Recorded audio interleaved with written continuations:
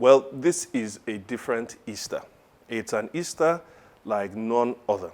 It's an Easter that's unprecedented. I have never had to celebrate Easter like this before. And the reasons are obvious. Just the last time I checked, and I'm sure the numbers have risen, it was about 1.5 million people who had been infected or had been tested to be infected with the coronavirus and had COVID-19. The same time I checked, it was over 85,000 people recorded worldwide that had died. 85,000 people. And the numbers are still rising. In other words, this new context that we find ourselves, with the number of deaths that keep occurring, it's almost as though there is a stench of death in the air. We can smell it. And with the stench comes an awareness of death. The stench leads to an awareness. But with the awareness, we then are paused to reflect on death. Our thinking is filled within, and then we reflect. So let me ask you, if you've undergone that process, as you reflect on death, have you thought of this question? What happens after death? A lot of people think about that. For some of us, it is that nothing happens beyond death. We just descend or we transit into nothingness. Now, if there was ever a time that we Christians could not be pretentious about Easter, it's now. You see, because most times building towards Easter, we build up a context of victory, a context of celebration, and that's how we enter into Easter. But this context, the context we find ourselves, is very similar to the very first Easter. Because why? It was within a context of death. The message of Easter emerges from a context of death. This is why we start with Good Friday. But of course, it doesn't end there. Because the message of Easter is a message of victory. And for us in particular today, what we preach on Easter and what we are going to talk about today is this: there can be glory for you after death. Why? Because there was glory for Jesus after death. And so we've titled this Easter message, Glory Beyond Death. And we're going to look at it under these three headings. 1, the fact regarding this glory. 2, the meaning of this glory. 3, how to attain to this glory. The fact regarding this glory, the meaning of this glory, and how to attain to this glory. So let's take the first one, the fact regarding this glory. Now, we celebrate Easter, really, because we are commemorating an actual event. That's what happens. We symbolize our birthdays, our anniversaries. Mine is coming very soon, right? We symbolize these things. We commemorate them because there was a historical event that happened. And so when we read this text, one thing you immediately see is that Peter is assuming that God raised him from the dead, as you see in verse 21. But not everyone that is watching believes that this is a historical fact. In fact, there will be some Christians that will say, I'm not one of those dogmatic Christians. I believe Jesus rises all the time in my heart. But I would say this to you. Maybe that's you, but in the first century, the people that Peter was writing to, nobody understood the resurrection in this spiritual sense, such that someone rose spiritually while the body of the person was still in the grave. So this is a new invention. Or you are the Christian that says, resurrection, of course I believe in it. I believe in the resurrection of dead businesses. I believe in a resurrection of a dead marriage. I believe in the resurrection of a dead Nigeria. These dry bones shall live. Have you never heard of that? Of course I believe in a resurrection. Well, while I do want to see your dead business rise, I do want to see your dead marriage receive new life, and of course we are all looking towards a better Nigeria, with all due respect, it is not a message, or the gospel is not about resurrections. It's about the resurrection. It was a historical fact. But then there'll be some of us who are skeptics and will say, you know what? I know why you Christians have to believe it. It's religious faith. And especially I know why Peter had to believe it. After all, wasn't he a disciple and follower of Jesus? I know it matters to you that it should be true. For me, I just decide to go with reason and logic over religious faith. Now, permit me to disagree with you, because this is not asking you to have blind faith. Actually, what Peter is asking for is faith that is based on evidence. This thing actually happened. He did rise from the grave. Now, there are many arguments that support this, and if you look at our sermons, our past Easter sermons, hopefully will be in the description box, our past Easter sermons, we lay out some of these arguments, so please go and listen to a few of them. But I want to present one simple argument to you today. One argument, and you know what the argument is? Peter. Peter. You say, well, oh, Peter, I just told you that Peter would believe it because he was one of his disciples. And I'm saying, actually, the reason you think Peter, as an early follower of Jesus, should be rejected as a reason for it, I'm saying that, no, that's why you should accept him. And it's really on the basis of this. If I tell you something good about Manchester United, let's say that Manchester United played recently. If I told you that something good about their play, and you compare, or let's say, no, not I told you something good. Let's say my older sister, who is a Manchester United fan, told you something good about Manchester United's recent play, even though they lost 3-0, what are you going to say? I have to check. I have to check the stats. Because she's a fan, you expect her to be totally biased. She wants to believe that they played well. If, however, you met me, you see, when I started out as a football fan, I didn't start out just as a fan. I've been an Arsenal supporter for 20-something years, but I didn't really start out as a fan. I was initially first and foremost a Man United hater. I hate them with a passion.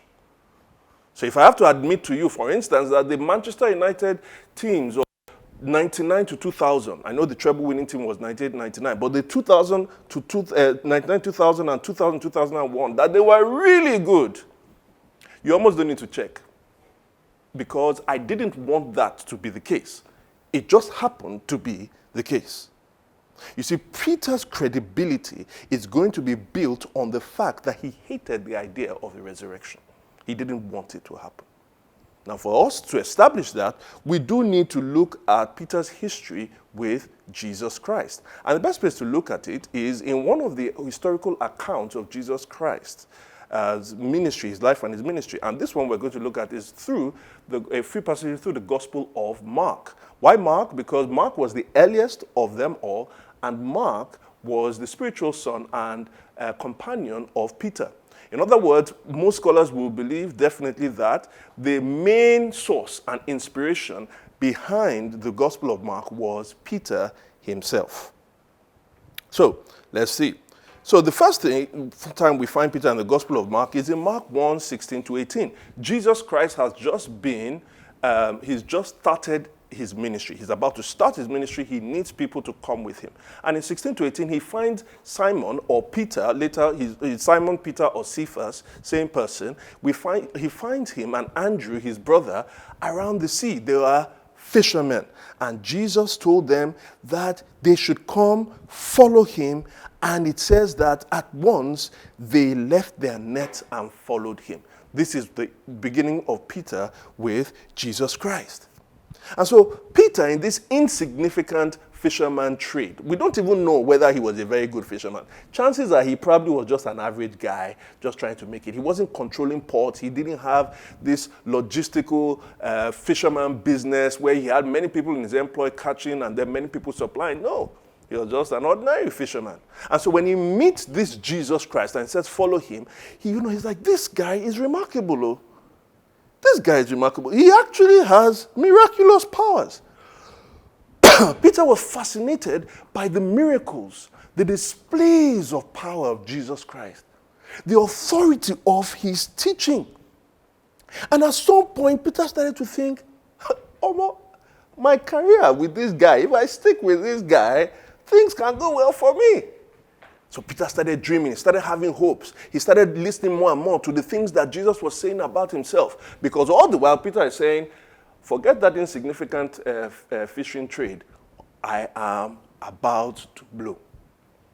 And perhaps there was no greater sign that Peter saw that really solidified the fact that he has hit it big was in Mark chapter 9. You see, Jesus took Peter, James, and John. Of the 12 disciples, these were the 3 that were closest to him. He took them up to a mountain. And at some point, he left them. And all of a sudden, Jesus Christ, the word is transfigured. His clothes, they said, it became dazzling white, whiter than anyone in the world could bleach them. And then 2 very important figures of Old Testament history, Moses and Elijah, appear with Jesus. And Peter is looking at this thing and he's like, what am I seeing?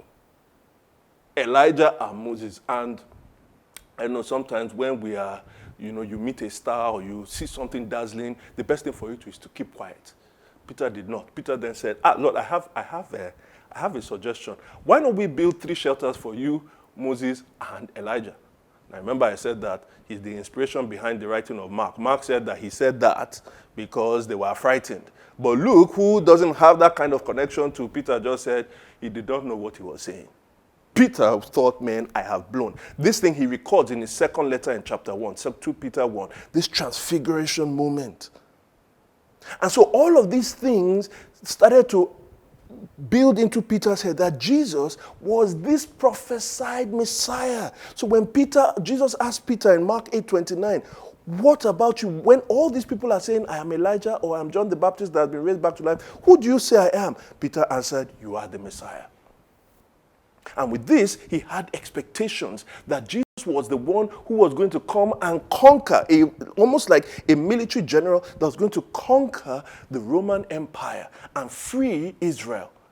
And then when he does that, people like him, Peter, probably the closest to him, will have a right-hand seat with Jesus in the kingdom that Jesus would then establish. So he was thinking about his career. This is why when some guy, a rich guy, came to meet Jesus in Mark chapter 10 and asked, what must I do to be saved? And then Jesus said, look, your idolatry to wealth will stop you from being saved. And then later he then says how hard it is for a rich man to enter into the kingdom of God. And the disciples are like, it's really going to be hard. They said, who then can be saved? Jesus said, what is impossible with men is possible with God. Peter just said, look, Jesus, all this God, impossible, I don't know all of that. You see, it's with the mindset that had already built up, that he then said to Jesus, I hope you know, and this is Mark 10, 26 to 28. Jesus, I hope you know, with all these things they are saying, I have left everything to follow you. Everything. I don't have anything again. You see, Peter's mind has been built up. His hopes had been built up that this Jesus was the key for him to blow. Which is why in Mark 8, verse 31 to 32, when Jesus starts to tell Peter about a resurrection, Peter is having none of it. You know why? Because before he even gets to the resurrection, he talks about a crucifixion. He began to teach them that the Son of Man must suffer many things and be rejected by the elders, chief priests, and teachers of the law, and that he must be killed, and after 3 days rise. Peter did not want to hear about the 3 days rising. He only heard about suffering and killing, and that did not feature into what he was expecting. So Peter called Jesus, took him aside, and said, look, I never want to hear about that again. This resurrection nonsense, this crucifixion nonsense. He said he rebuked Jesus Christ. Because the resurrection was something that featured in a plan where Jesus had to be killed. Notice, Peter only thought about Jesus being killed. If he believed that Jesus was going to rise from the dead, then what was his problem? It's because he did not believe the resurrection because he could not entertain a crucifixion. Which is why when things started to materialize as Jesus had predicted, when he was arrested, despite Peter's earlier assurances that he will never leave Jesus Christ, when Jesus was arrested, Peter 3 times denied him in Mark 14, 67 to 72. 3 times he denied him. A girl said, I think you are one of Jesus' disciples. He said, no, I'm not. She saw him again. He said, I think you are one of them.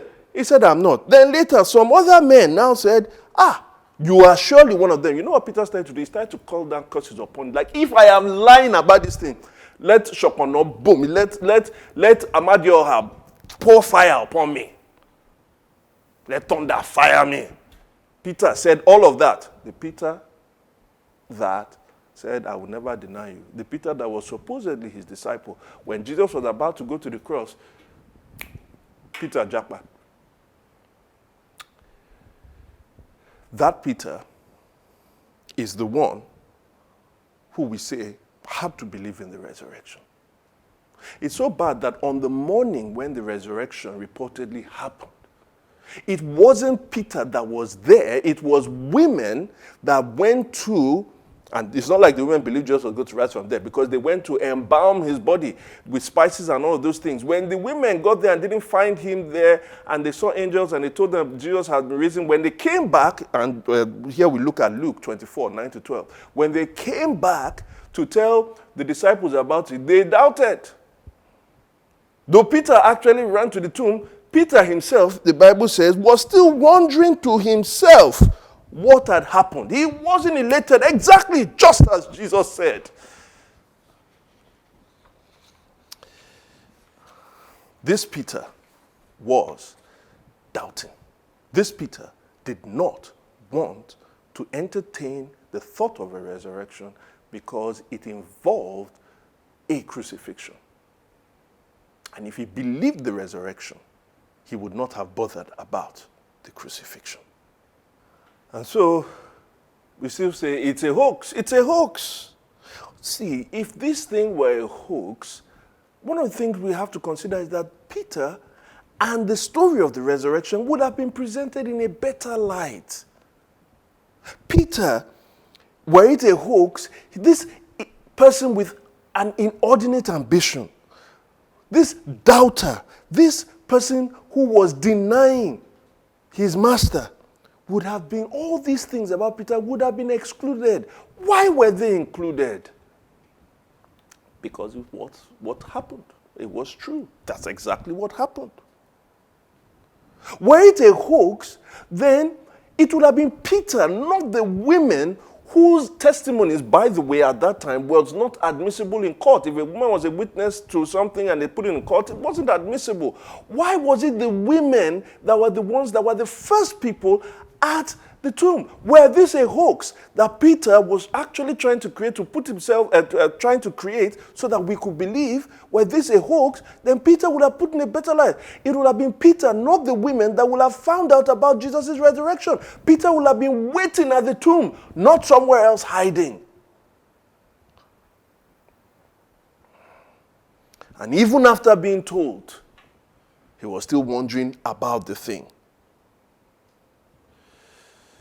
This leads me to another point. You see, my son, Timileyin, is 4. At this point, Timileyin is beginning to have a heightened sense of an imagination. And he talks about legends. Right now, Timileyin believes that he has all manner of superpowers. He has this bionic ability to hear different sounds from afar. He also has, he says, he's a super striker.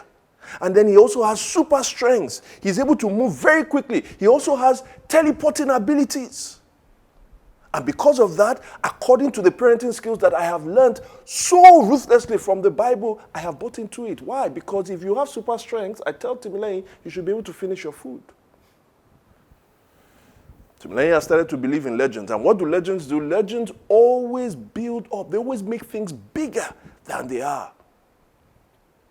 And so if this were a legend, if this were not true, is this the ordinary way you present it? Don't make me, I know there are angels here and there. I don't think this is the way they'll present it as it will be presented in the Gospel of Mark or the other Gospels, the other 3 other Gospels.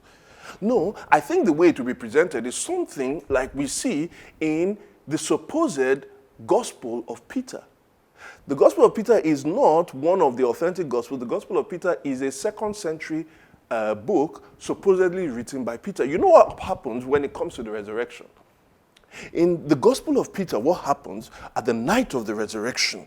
It says that all of a sudden a voice thunders from heaven. And when it thunders from heaven, there were two men that descended in a blinding light. It moved all the soldiers there, it decapitated them, and they were on the floor. Very soon as they were descending, the stone, the large stone that blocked the tomb, was thrust to the door and far off. And then these men entered into the tomb. And when they were emerging, just as the soldiers were beginning to come back to life, what did the soldiers see? They didn't see two men. They saw three men. The original two men were now holding, supporting a third man. And behind them was a walking cross. And what did they say about these two men, the original two men?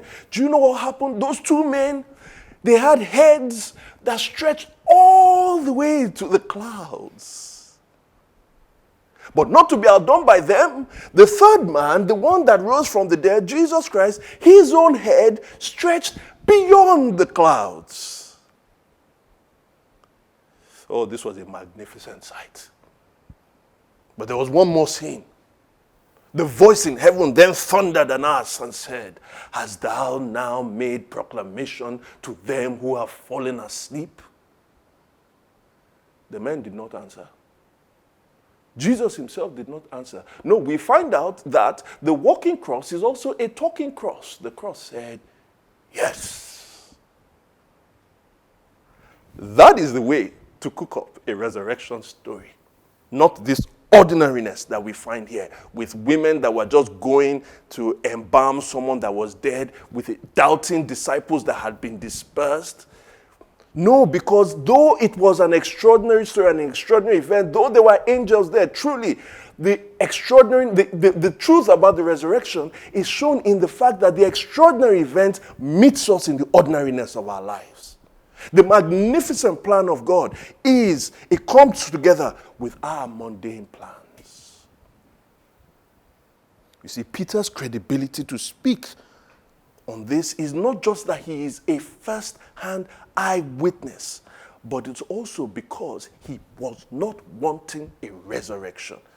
The reason he believed it is because it was true. Peter showed us, even skeptics at the time, what they said was that they had to cook up a story that Jesus' body was stolen. Now, think about that. If they said Jesus' body was stolen, they've admitted certain things. One, Jesus existed. Two, Jesus died. Three, Jesus was buried. Four, Jesus' body was not in the tomb. For them to say that it was stolen, it meant that they knew there was a tomb of Jesus and he was buried there and that he was no longer there. Now, they don't admit the reason that Peter admits. But to say that Peter, because he was a follower, we cannot trust his testimony, means we don't understand who Peter really was. You see, the most plausible explanation for a sinfully ambitious, doubting, unbright Jesus denier to now risk his life on supposedly what is a hoax is that it wasn't a hoax. Peter saw the risen Jesus. Paul, a companion of Peter, later says this in 1 Corinthians 15, verse 5 to 6. He appeared, Jesus appeared. After his death, resurrection, burial, and resurrection, he appeared to Cephas, Peter, and then to the 12. And after that, he appeared to more than 500 of the brothers and sisters at the same time, most of whom are still living. So he's saying, go and check. You can go and ask them. Just as the tomb was there, go and check. You can go and ask them. He said, even though some of them have died. In other words, the best explanation for why people who dispersed Jesus, like Peter, people who denied Jesus, like Peter, why all of a sudden they are risking their lives for the message of Jesus Christ. The best explanation is exactly what Peter tells us in this verse 21. He said, God did it. God raised him from the dead. That takes me to my second point. The meaning of this glory. For some of us will now be saying, you know what, this is what I can't stand about you Christians. Christians like you. With all the COVID-19 that is going on and all the problems in the world, this is the time you think to give a historical and logical analysis, You think that's all we need? How insensitive are you? And I want to say to you, actually, it's precisely because of the COVID-19 issues and all the problems in the world that we should be talking about this now. I want to admit that you are correct. Far too many people reject the resurrection supposedly on intellectual and historical grounds. There are many other reasons I can give, but we can't now because of time. But I agree with you that we shouldn't only just be talking about the historical fact of it, we should be talking about the meaning of it. How is it relevant to us? To find out how it's relevant to us, we first have to find out the meaning. And the meaning is found in a principle we're all very aware of. What is that principle? That death precedes glory. Death precedes glory. You know what I mean? If you want a well-toned body, a well-toned, glorious body like the one that you are looking at right now, you have to die to certain kinds of food.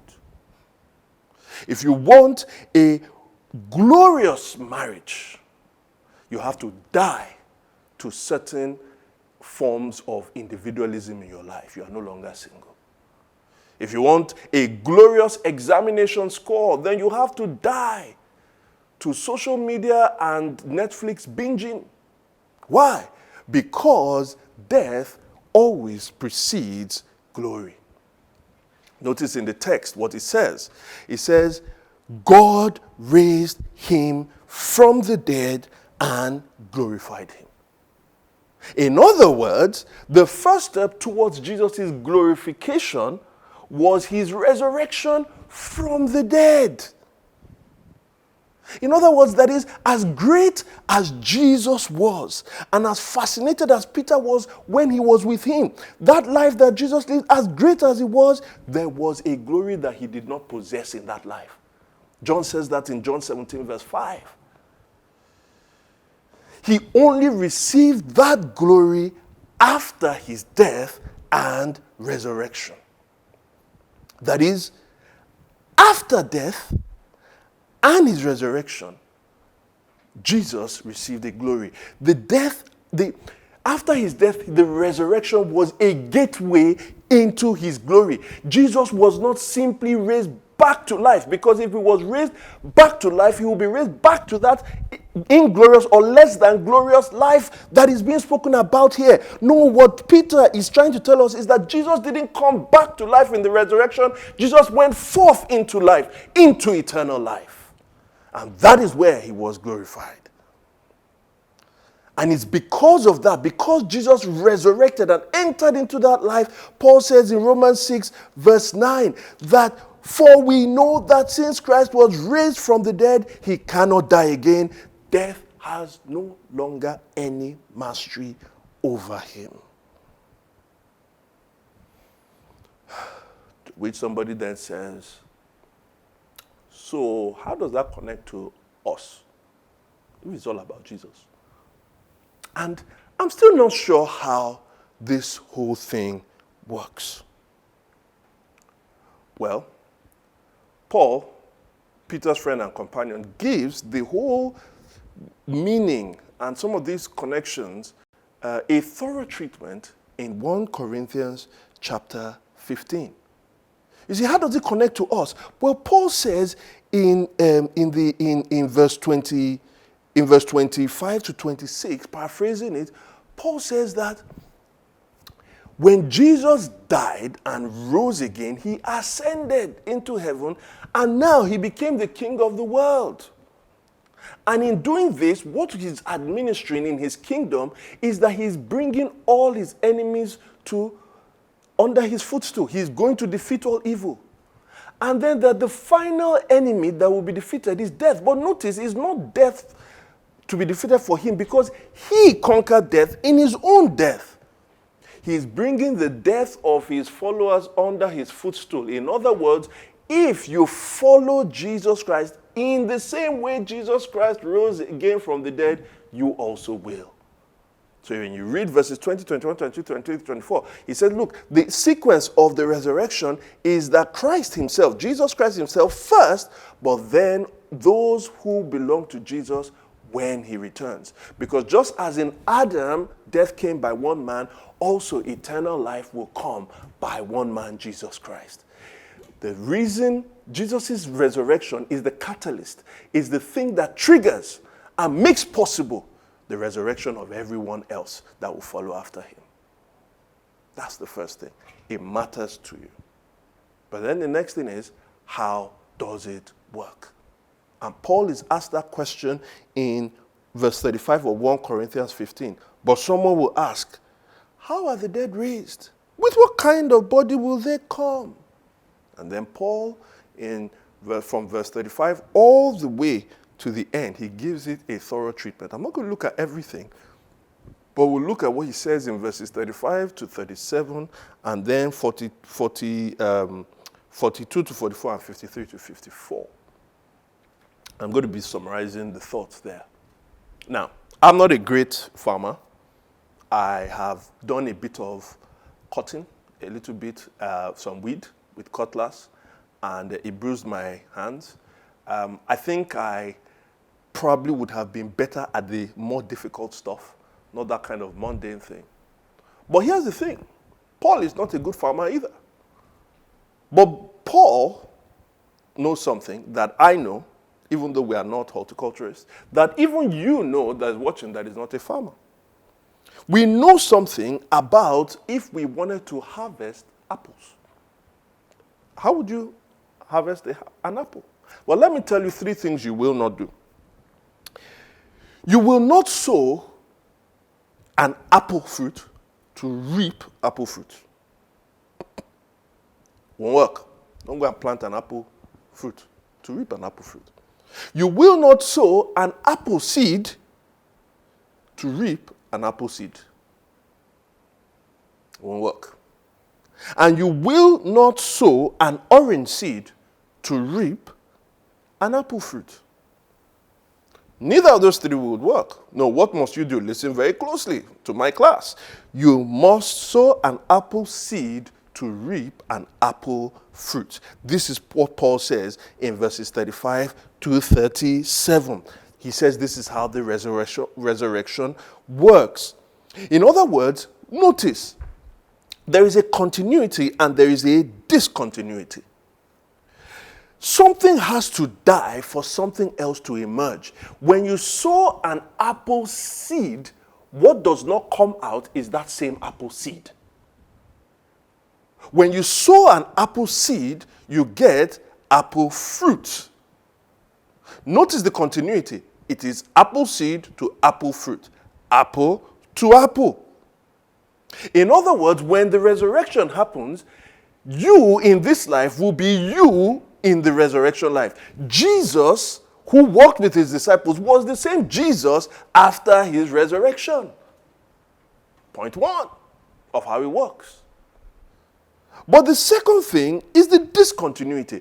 It was an apple seed to an apple fruit. It was seed to fruit. The seed had to die for the fruit to come alive. It is going to be you, but it is not going to be in the same form. And so in verses 42 to 44 and 53 to 54, it gives us this principle. We sow something in different and it yields something else. It is the same person, but it is a different form. We sow perishability, but we reap imperishability. That is the ability for you to decay, the ability for you to have sickness, the ability for you to have your body failing. That is the perishable that is sown, that dies. Through the resurrection, and imperishability comes. We sow weakness in all our forms, in all our bodies, both spiritually and physically. We sow weakness. What comes out?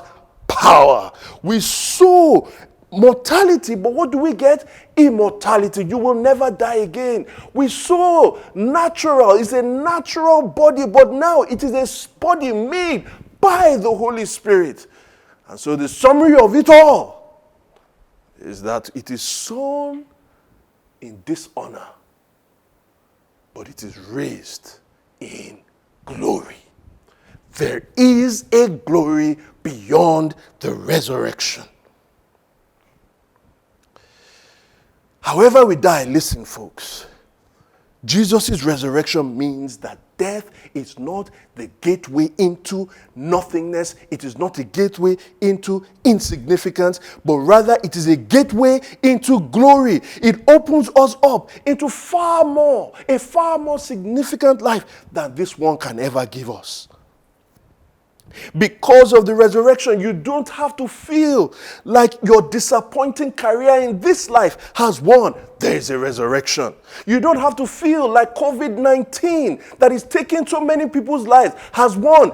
There is a resurrection. You don't have to feel like poverty that you have tried to escape in this life has won. There is a resurrection. You don't have to feel like that marriage that is falling apart and you've given your best in, that divorce has won. Why? There is a resurrection. Even if you never overcome in this life, in some of those things, despite all the things that you have tried to do, you don't have to give up, because there is a better life to come. There is a resurrection.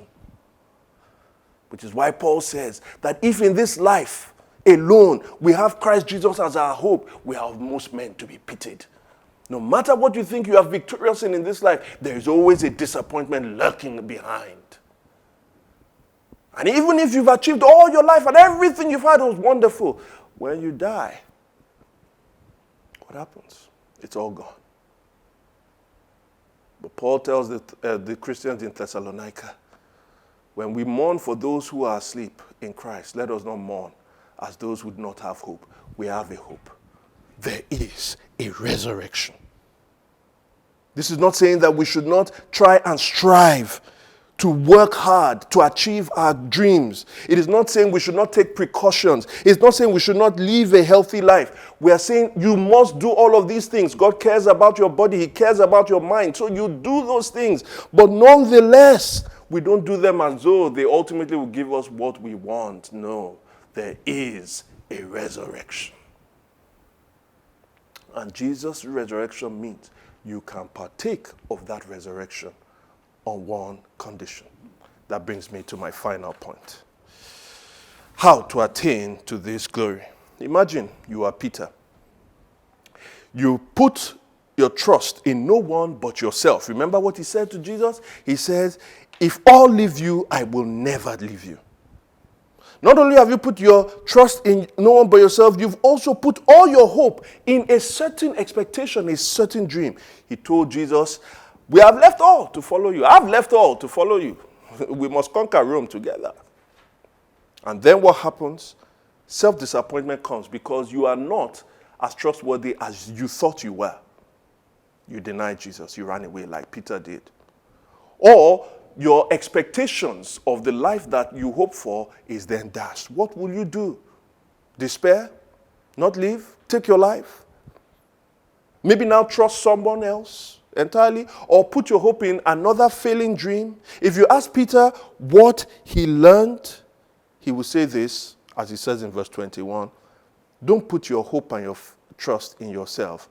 Put your faith and hope in God. You see, evidence we gave in the first point, and meaning we gave in the second point, they are important, but they are not enough for us to partake of that resurrection. It still requires commitment. Evidence and meaning means that it determines the nature of the faith. We're not just asking you to have blind faith, but it is not sufficient, it's not the sufficient way of apprehending the faith. It requires a commitment. That is, you have to ask yourself, if this thing is true, what does that mean for me? Do I accept that? Do I accept the demands of Jesus upon my life? Do I accept the fact that I should no longer trust and live for myself or live for others but live for God? Do you?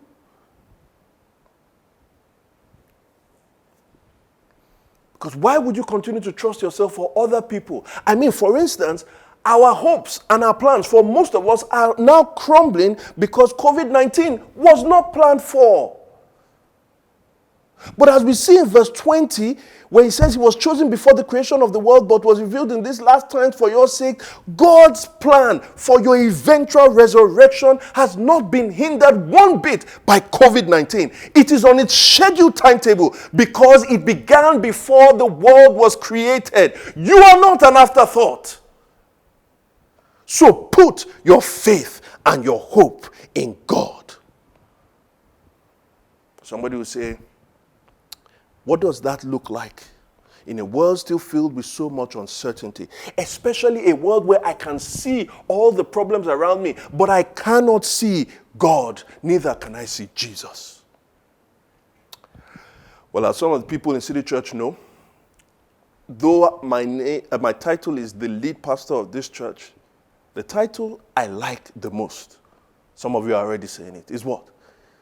We don't have a CFO, we don't have a CEO, we don't have a CTO, we have a CSTO, a Chief Storytelling Officer.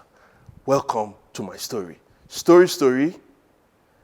Once upon a time, there's a story told about a boy who has the hope of becoming a man. To do so, he must go through a rite of passage in the forest. And so his dad takes him into the forest at night, blindfolds, and tells him not to remove the blindfold, nor cry out for help to anyone until the morning rays come. If done successfully, he will become a man. So his father places him on a tree stump and he is left alone. The night comes. He is terrified. He hears all kinds of noises. Surely there must be wild animals, or surely there may be somebody around that is another human being that is going to come and hurt him. And as the wind blew and shook his stump, tempted to remove the blindfold, he resisted, all the while knowing that if he passed this test, because of the trustworthiness of his father, he will receive the reward he hoped for. That is, he will become a man. After the terrible night had passed, the sun appeared. The rays came. He removed his blindfold and he thought to himself, finally, I am now a man. It was then he discovered that right next to him, on the next stump, his father had been there. He'd been watching him the entire night and also protecting him from any harm. He became a man because of his evidence-based trust in his dad, and also because his dad was there to protect him. You see, if he removed the blindfold, even though his father was there to protect him, he would not have received his reward because he did not trust him. God has given us evidence of Jesus, but if we don't put our faith in him, we don't partake of the resurrection. We don't partake of glory beyond death. But what if his dad wasn't there? He may have been harmed if he didn't remove the blindfold. In other words, his hope could not have been secure. His dad was not there to take him, to give him that reward.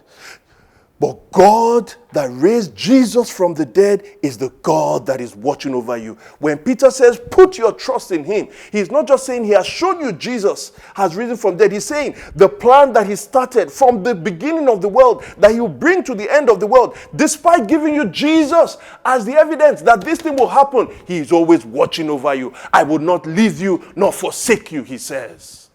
Put your faith and your hope in him, and bet you me, you will get your reward. You see, trusting and hoping in the God who raised Jesus from the dead means that God will always be with you to ensure you experience this glory beyond death. Will you come to him? Come. On this Easter morning, with all the uncertainty that the COVID-19 has set up, with all our foundations being shaken at the root, you need a foundation that can never be shaken. He has risen from the dead. Come.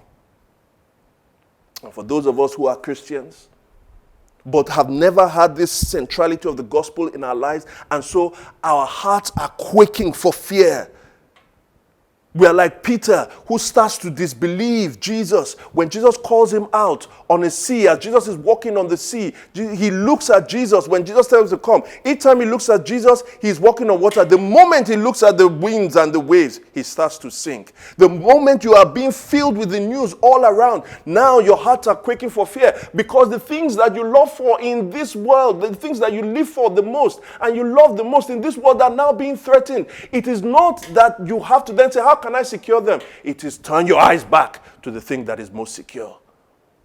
When we do this, when we grow in this faith and we grow in this trust, when we anticipate the coming of Jesus Christ, when we anticipate the reward that he will bring, then fear is all of a sudden vanished and extinguished in our lives. All of a sudden we live in freedom. All of a sudden we can move out and challenge the world and strive for all the achievements of the things we want in this world, all the while knowing that even if they are taken away from us, the most important thing will not be taken away from us. Why? What God has promised. God who watches over you will deliver. Put your hope and your faith in him. Because when you do so, he promises that just like he did for Jesus, you will experience glory beyond